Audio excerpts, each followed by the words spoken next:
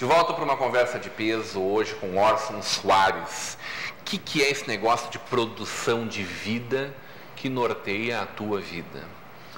Pois é, eu acho que a gente vive numa sociedade que ela optou pela morte, né? A morte do ser humano, a morte da natureza, né? Em diversos graus, assim, né? Eu acho que desde quando a gente nasce, a gente entra num mundo em que não te propõe vida, ela te propõe a tua anulação como ser humano e te condiciona a ser um mero reprodutor da ordem, a ser um mero consumidor. Que é uma sentença de morte, né? É uma morte. Sentença de morte. É uma sentença de morte, não tem vida nisso, porque ela tira a tua capacidade de criar, de pensar, de dizer não, de dizer sim, de escolha, né? Tu é levado, tu é condicionado por uma estrutura que leva à morte. Então essa é a primeira, porque morte é separação, né? Separa o corpo, a alma, né? Do espírito, o corpo, o espírito, isso é separação. A morte ela representa separação e está ligado também com a ideia de alienação, né? Então, quer dizer, a gente está separado de nós mesmos e estamos cada vez mais condicionados a um ser, entendeu? Que não é a gente, entendeu? Aquela coisa quase como um zumbi, entendeu? Você caminha, mas tu está morto, né? E eu acho que a minha luta é para que quando tu faz essa provocação, como é que bate nas pessoas? Quando o teu aluno ouve isso, como é? Eles dão uma freada, mas não só os meus alunos, eu falo em palestras, algumas conferências, assim, então as pessoas elas param para pensar, sabe? Tipo, opa, o que está acontecendo? É mesmo, eu conduzi a minha vida até aqui desse jeito. Por quê? Será que essas coisas que estão dizendo que eu tenho que fazer, eu preciso delas mesmo? Será que eu, sabe, essa rotina, essa vida que as pessoas vivem, né? Eu fui, ganhei, não sei o que, ganhei dinheiro, não sei o que mais. Tá, cara, mas agora tu tá aí com uma ponte safena, vai morrer daqui a pouquinho, entendeu? Tu adquiriu um câncer. E daí, né? E daí, entendeu? E daí, tu conseguiu ser você, você foi aquilo que o outro quer? Essa é a minha indagação. Você é você ou tu é aquilo que o outro quer que tu seja? Entendeu? E essa é uma pergunta, entendeu? Que você tem que parar e sentar e refletir mesmo, entendeu? Que tu não vai conseguir uma resposta no primeiro momento. Eu te falei, já que eu fui o outro, quando eu abri mão da faculdade de História, eu fui fazer Direito. E aí, de resultado, nunca vou exercer o Direito, né? E aí tu foi escolher História, podia ter escolhido Ciências Sociais, podia ter escolhido qualquer outra coisa. Bateu na trave publicidade. Você então falou, olha só. Bateu. Mas aí eu parei, pensei, disse assim, o que eu vou fazer, cara? Eu vou mentir para essa gente. Eu não posso fazer isso, entendeu? Aí é uma questão ética, né? Como é que eu vou falar que o cara beber aquele troço ali vai dar saúde quando a gente sabe que não vai dar, entendeu?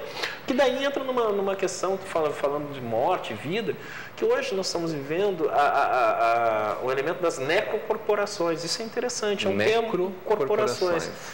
Quer dizer, estão trabalhando na indústria da morte, né? Nós temos aí o caso agora da Vale lá, né? Uma necrocorporação.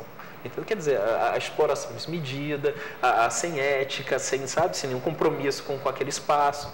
Então, nós estamos percebendo aí essa movimentação desse tipo, né, de empresa. Assim. Então, não, publicidade eu não quis. Não. Aí a história ela veio porque eu descobri que conhecimento gerava respeito e poder. Então, são duas coisas, eu acho que a gente tem que estar ligado e buscar mesmo na nossa atuação, entendeu? Tu aqui, os meninos que estão ali na técnica, todo mundo, né? Que eu acho que poder e respeito... Poder é transformador, ou pode ser? Ele pode, entendeu? Porque o conhecimento, o que ele vai te dar? O que eu percebi?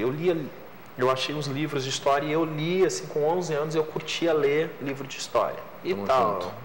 Era legal pra caramba, os caras faziam. Mas aquele modelo que não interessa, né? Claro, tem todo... Depois a gente entende que aquilo aí tá viciado, né? Também mas serviu pra botar algumas coisas na tua cabeça, dar uns estalos. E aí chegavam nos almoços, jantares, aquelas recepções, aqueles eventos sociais com meus pais. E aí agora o pessoal gosta de chamar ilhas de conversa, então tá aquelas ilhas de conversa. E eu assim, pequeno, olhando e tal. Aí alguém falou, mas eu sei, isso foi na Revolução Francesa, que não sei o que. Aí o cara olhou pra mim, ficou, né? E aí ele continuou falando, eu emendei mais outro negócio, assim, mas isso foi assim, Aí o cara, como você sabe? Eu falei, eu li, né? Aí o cara, aí eu me liguei.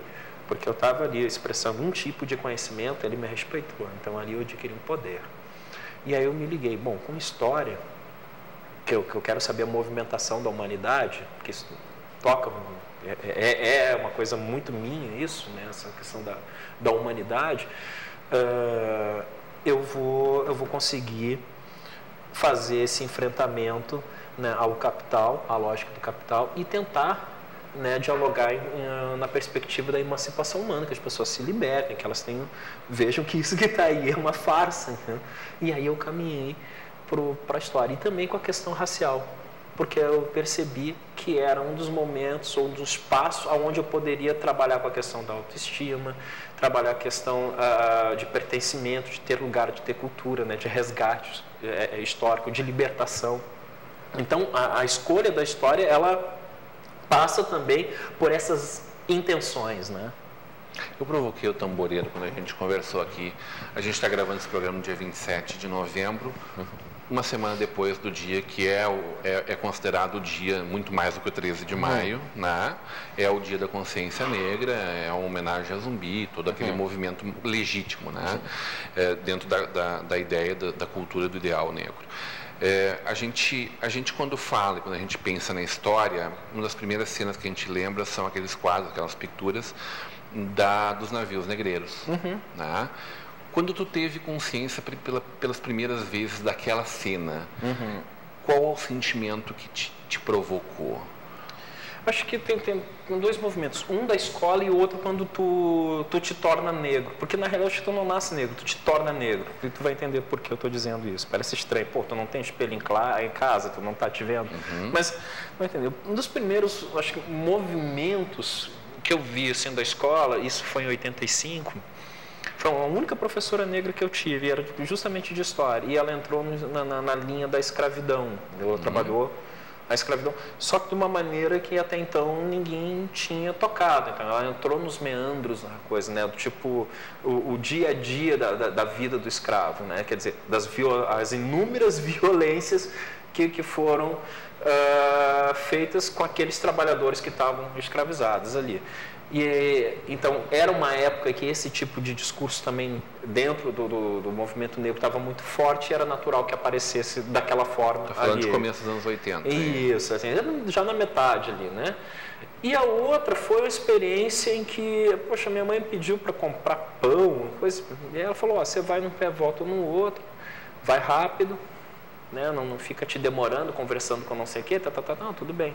Só que o problema, o drama do homem negro no Rio de Janeiro é que se tu corre, tu é ladrão, entendeu?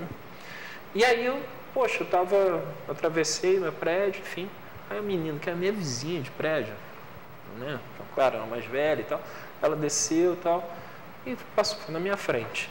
Aí ela começou a olhar para trás, eu olhei para trás também, não vi nada. Ela olhou andando, ela olhou para trás, olhou para mim com uma cara de pavor e pegou a bolsa. Eu falei, pô, por favor, né? Racismo, né? Quer dizer, a projeção do negro como marginal, porque na realidade ela estava manifestando aquela coisa, né? O que é você, o que é aquilo que botaram em você, entendeu? Ela estava manifestando uma coisa que botaram nela, né? Que introjetaram nela, né? Negro é sinônimo de bandido. Que idade que tinha ali? Eu devia ter, poxa, eu não sei se 12 anos, talvez 12 anos. Aquilo te bateu, foi consciência naquele momento? Não, naquele momento aí eu vi que era negro, entendeu? Quer dizer, não adianta eu estar morando na zona sul do Rio de Janeiro, ter boa educação, enfim, uma qualidade de vida, né, bacana, mas eu ainda era negro. E aí isso eu levei para casa com muita raiva, eu disse, pô, eu falei para meu pai, eu quero matar todos os brancos. Então, quando eu penso nisso e tento me colocar no lugar, nunca vou saber o que é isso, né? Me colocar no lugar de um negro e olhando para aquelas cenas, eu fico pensando se a dor é o mais forte ou se a raiva é o mais forte. Eu acho que está tudo junto. Acho que o Fanon, voltando, o Fanon ele fala desse processo. Voltando não, porque a gente não falou nisso ainda, não, né? Eu que estou aqui... Estou com o Fanon na cabeça. É mesmo, tá? Vocês não sabem disso. Então, assim, o Fanon, ele escreve sobre violência e ele diz assim, ó, um momento em que o colonizado vai recuperar sua humanidade é justamente numa atitude de reação. E essa reação ela vai ser violenta. Vai ser o primeiro movimento. Então, eu vivi esse primeiro movimento. Aliás, o Fanon, ele viveu também uma situação similar à minha, entendeu? Onde também ele se descobre negro. Né? Ele está na França e está, olha lá, um negro. Né? Até então ele não tinha se percebido como um negro. Ele nasceu na Martinica, né? Então, colonização francesa, né? Ele vai para a metrópole, lá na metrópole ele faz a reflexão. Um colonizado é um colonizado. Depois ele acaba sendo um cara importante na luta da libertação da Argélia e tal. Então ele vai escrever esse livro, O Condenados à Terra. Antes ele escreve Peles Negras e Máscaras Brancas, que é o livro que trata sobre a questão racial, até pelo viés da psicologia. Então é muito interessante, da psicanálise e tal. Então, interessante. Mas eu vivi esse processo, assim, até tu ter a cura. Porque o racismo, ele tem elementos bem complicadinhos, assim, né? Tu faz a movimentação, tu tem que cuidar para não cair no discurso do contrário. Né? Quer dizer, eu vou assumir uma condição agora, né, já que a raça, né, a chamada raça branca criou o seu mito de superioridade, aí tu cria uma contra-mitologia que na realidade é o outro lado da mesma moeda, entendeu? Isso não interessa, isso pode ter uma validade num curto espaço de tempo. Não resolve, entendeu? É bom para tu respirar e tal e partir para uma relação saudável. Né? Quando chama negrão, como bate? Depende. Depende do amigo, tipo, quando me chamam gordo, eu tenho que aceitar para um amigo. Quando grito na rua, ô gordo, tu sabe que é para ti, dói. Nós vivemos num mundo de preconceitos, né? É claro que tem formas carinhosas, assim, né? Como também, eu não vou falar que como eu chamo meus amigos. Mas é sempre etiqueta, é sempre uma etiqueta. Isso que tu fala é muito interessante, porque vira meio que teu sobrenome mesmo. Não, aquele que o fulano, é o negro, entendeu? É um negrão, não, aquele negrão, né?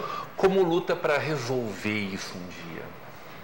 Olha, eu acho Porque nós estamos, parece que a cultura, então, a discriminação velada, ela continua muito forte, não tem nenhuma dúvida disso, por mais que as pessoas insistam em negar, que eu acho um absurdo. Primeira coisa, vamos conversar sobre isso.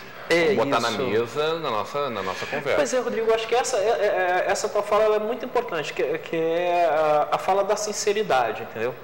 A fala da sinceridade e aí eu acho que é a linguagem da psicologia, do sem culpa também.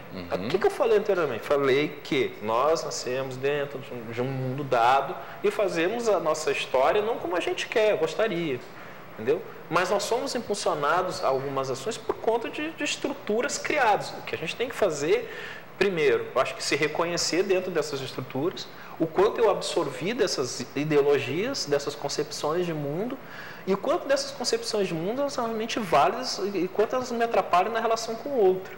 Né? E não tem um problema dizer, eu manifesto. Por isso que eu falo do contraditório.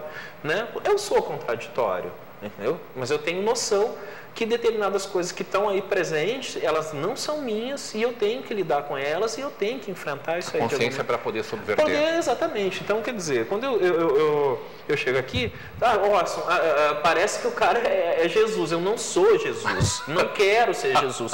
Não sou Deus. Nada de santificado. Nada de santificado. Eu sou ser humano. Eu vou acertar pra caramba, eu vou errar pra caramba, eu vou dar muito pé na jaca, entendeu? Não espere nada de mim assim, a não ser isso, entendeu? E de nenhum ser humano. Mas isso é real. Isso é real, entendeu? Porque, mas claro, a gente manifesta posições machistas, manifesta posições homofóbicas, racistas e coisas. O que cabe para mim é parar pra pensar, porra, cara, que eu fiz isso. Por quê? Da onde vem isso? Então tá, isso aqui não é meu, cara. Isso aqui tá, machuca o outro. A boa notícia é que a gente está num caminho para uma nova ordem. Eu acho que assim, a humanidade... Tu é um cara esperançoso, de certa forma, acredita no... Sempre irredutível nisso aí. Eu acredito que a gente não vai se matar. Porque apesar que tem muita gente se matando de tudo que é forma. Tudo que é forma, entendeu? Mas eu acho que a gente não vai dar esse tiro no pé, não. Vai ter um momento, e eu acho que existe... Porque quando as forças conservadoras elas aparecem, é porque... tem um movimento de outras forças progressistas fervilhando embaixo que, enfim, quer dizer, não é estranho aparecer hoje, está aí o fascismo de novo, então não é estranho quando tu vê, por outro lado, um mover, né, de posicionamentos muito mais progressistas, muito mais interessantes, muito mais de encontro do que separação, né? Em relação às pessoas, né? Feliz com a efervescência, então. Feliz com a efervescência. Triste porque eu vejo que muitas pessoas acabaram acolhendo um discurso fascista, né? E não é aí que a gente vai resolver, não é Mas por vamos aí. combater, vamos discutir, vamos provocar Claro. cada vez mais. Delicioso conversar contigo e lamentável ter que terminar esse programa, mas sabe que esse pessoal da técnica não nos perdoa, né? Seja sempre muito bem-vindo, grande prazer poder estar contigo aqui, volte sempre mesmo. Poxa, Rodrigo, eu me sinto assim honrado pelo convite, estou à disposição, né? Eu acho que para outras participações, eu acho que realmente a gente tem muita coisa para refletir. Gostei muito de ter conversado contigo também. Prazer é todo nosso. Hoje com Orson Soares, muito mais do que o filho do grande hotel da dona Josefine, mas esse ativista, esse provocador social e esse cara aí do discurso da produção de vida. Continue agora com a programação da nossa Vale TV, da nossa rede Comunidade de Televisão.